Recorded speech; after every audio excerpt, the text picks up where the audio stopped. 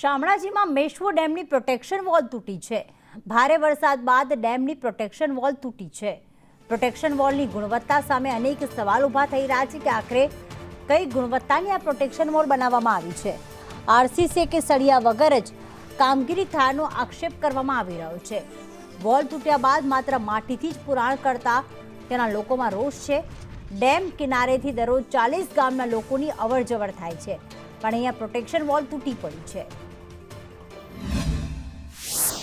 શામળાજી અને ઉપરવાસના ભારે વરસાદના કારણે મેશ્વો ડેમમાં ભારે પાણીની આવક થઈ છે। મેશ્વો ડેમથી દેવરી ઓરી તરફ જવાનો જે રસ્તો છે ત્યાં આવેલી પ્રોટેક્શન વોલ એ ધરાશાયી થઈ છે। આ જ રસ્તે 40 ગામના લોકો રોજ અવરજવર કરતા હોય છે, રાહદારી હોય છે, વાહનો સાથે અવરજવર કરતા હોય છે, ત્યારે આ રસ્તા જાણે બંધ થયા છે। તંત્ર દ્વારા કામ તો શરૂ કરવામાં આવ્યું છે, પરંતુ કામની જે ગુણવત્તા છે એ આપ જોઈ શકો છો કે ડેમની પ્રોટેક્શન વોલ કેટલી મજબૂતાઈથી થવી જોઈએ। એક માત્ર માટી પૂરી અને વહીવટી તંત્ર જે છે એ માત્ર સંતોષ માનતો હોય છે।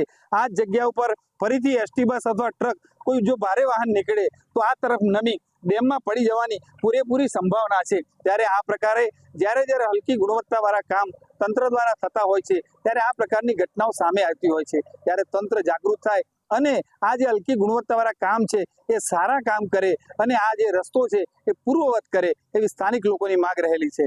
જયદીપ પાટિયા સાથે શૈલેષ પંડ્યા, સંદેશ ન્યૂઝ,